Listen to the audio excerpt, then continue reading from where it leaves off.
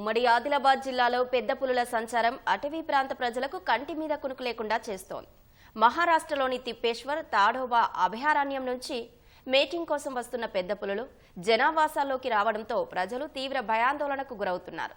అప్రమత్తం కావాల్సిన అటవీ శాఖ ప్రేక్షక పాత్ర పోషిస్తుందని అధికారులపై ఆరోపణలు వస్తున్నాయి. మహారాష్ట్రలోని తిప్పేశ్వర అభయారణ్యం నుంచి వచ్చే పెద్ద పులుల సంచారం ఆదిలాబాద్ జిల్లాలో హల్చల్ చేస్తుంటే తాడోబా అటవీ ప్రాంతం నుంచి వస్తున్న పెద్ద పులులు కుమరం భీం ఆసిఫాబాద్ జిల్లాలో భయాందోళనలు సృష్టిస్తున్నాయి. నవంబర్ 30న కాగజ్ నగర్ మండలం గన్నారంలో మోర్ల లక్ష్మిని హతమార్చిన పెద్ద పులి మరుసటి రోజు సిర్పూర్ టీ మండలం దుబ్బగోడలో పొలం పనులు చేసుకుంటున్న ఓ రైతుపై దాడి చేసి గాయపరచడంతో స్థానిక ప్రజలు బెంబేలెత్తిపోతున్నారు.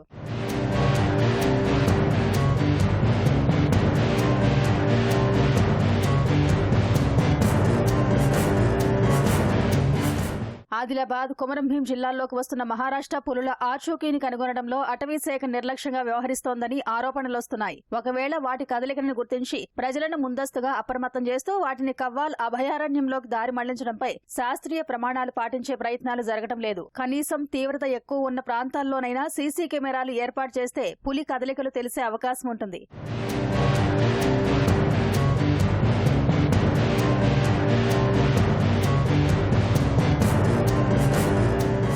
ఆదిలాబాద్, ఆసిఫాబాద్ జిల్లాల అధికారుల మధ్య సమన్వయ లోపంతో ప్రజల ప్రాణాలకు ముప్పు ఏర్పడుతుందనే ఆవేదన ఆదివాసీల్లో వ్యక్తమవుతోంది. అటవీ, వన్యమృగాల సంరక్షణ, ప్రజల రక్షణ కోసం కేంద్ర, రాష్ట్ర ప్రభుత్వాలు కేటాయించే నిధుల వినియోగంలోనూ అధికారుల ఇష్టారాజ్యం కొనసాగుతుందనే ఆరోపణలకు తావిస్తోంది. పులుల సంరక్షణ కోసం వందలాది కోట్ల రూపాయల నిధులు కేంద్ర, రాష్ట్ర ప్రభుత్వాలు విడుదల చేస్తున్నప్పటికీ ఫారెస్ట్ అధికారులు, డిఎఫ్ఓలు పూర్తిగా నిమ్మకు నీరెత్తుండగా వ్యవహరిస్తూ వస్తున్నారు. అమాయక ప్రజలు చనిపోతున్నప్పటికీ వాళ్లను రక్షించడంలో పూర్తిగా విఫలమైనరు.